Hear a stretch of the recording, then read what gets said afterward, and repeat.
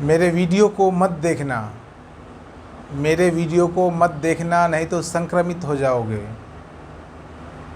बिल्कुल सही सुन रहे हो, संक्रमित हो जाओगे, संक्रमित, इन्फेक्टेड हो जाओगे। क्योंकि मेरे पास तो सिर्फ और सिर्फ सत्य है।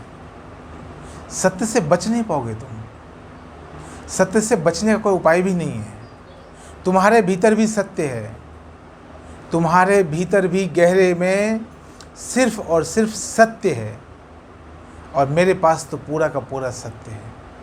मैं तो स्वयं ही सत्य हो चुका हूँ। तो मेरे वीडियो को देखोगे तो तुम कहीं ना कहीं संक्रमित हो जाओगे। मेरा सत्य तुम्हारे सत्य को धक्का देगा, तुम्हें कहीं ना कहीं छू जाएगा और तुम संक्रमित हो जाओगे। हो सकता है तुम भी कहीं ना कहीं सत्य के मार्ग पर चलना शुरू हो जाओ। बुद्ध के पास जो रहे वो बुद्ध से अछूते नहीं रह सके। महावीर के साथ जो रहे वो महावीर से अछूते नहीं रह सके। ओशो के साथ जो रहे वो ओशो से अछूते नहीं रह पाए। कृष्ण के साथ रहोगे तो कृष्ण से अछूते कैसे रहोगे? इसलिए मैं कहता हूँ मेरे वीडियो को मत देखना, नहीं तो तुम भी संक्रमित हो जाओगे। और यह संक्रमण सकारात्मक है, यह पॉजिटिव, ये निगेटिव नहीं है, पॉजिटिव संक्रमण है। तुम्हारे भीतर भी फूल खिलने शुरू हो जाएंगे, तुम्हारे भीतर भी जागरण शुरू हो जाएगा। और जागरण जब शुरू होगा तो शुरू में थोड़ी परेशानी भी होगी तुम्हें। सभी बुद्ध पुरुषों को होता है, तुम्हें भी होना शुरू हो जाएगा। सोने से जब हम जगते हैं तो थोड़ा सा जो संक्रमण का काल होता है वह पीड़ादायक होता है। समझना इस गहरी बात को।